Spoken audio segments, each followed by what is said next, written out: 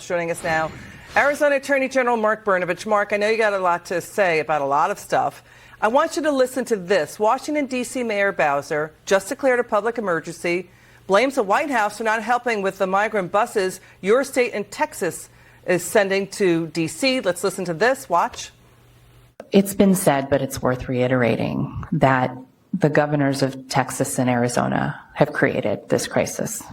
And the federal government has not stepped up to assist the District of Columbia. And in many ways, the governors of Texas and Arizona have turned us into a border town.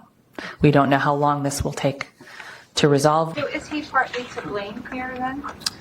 Is the federal government? The president. Yes. The president, the White House, and anybody else who was involved in the National Guard not being granted for the district's humanitarian response. Yes.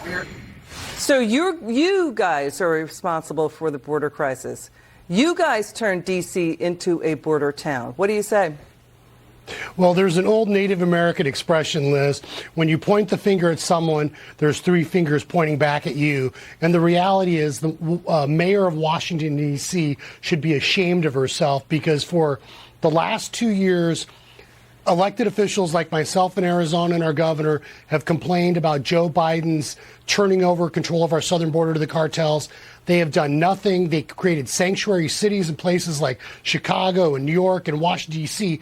And then now that they're experiencing just a small taste of what we had to deal with the last 2 years, they go ahead and they're crying and they're whining about what's going on. The reality is that all they have to do is walk across a few blocks to 1600 Pennsylvania Avenue, and the cause of the problem is Joe Biden and his administration. That's who they should be complaining about. Every city, every state is now a border city or a border state. Why? Because of crime and drugs pouring into those regions. What is wrong? Where's the wake-up call? And we've got the mayor of Chicago saying she will go to D.C. to talk about the illegal immigrant buses coming in from the border states. But the mayors of Chicago, D.C., New York still do not directly, to your point, they don't directly address Biden's border crisis.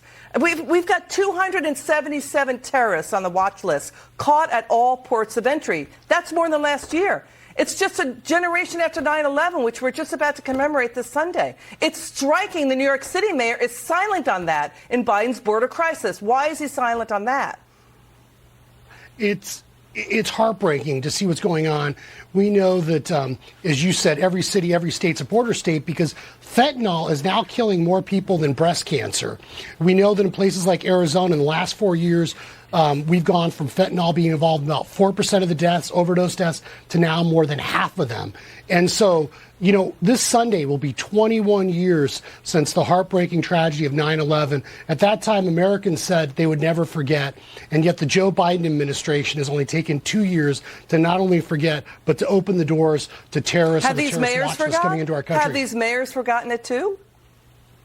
Apparently they have, and we know that those who forget history are condemned to repeat it.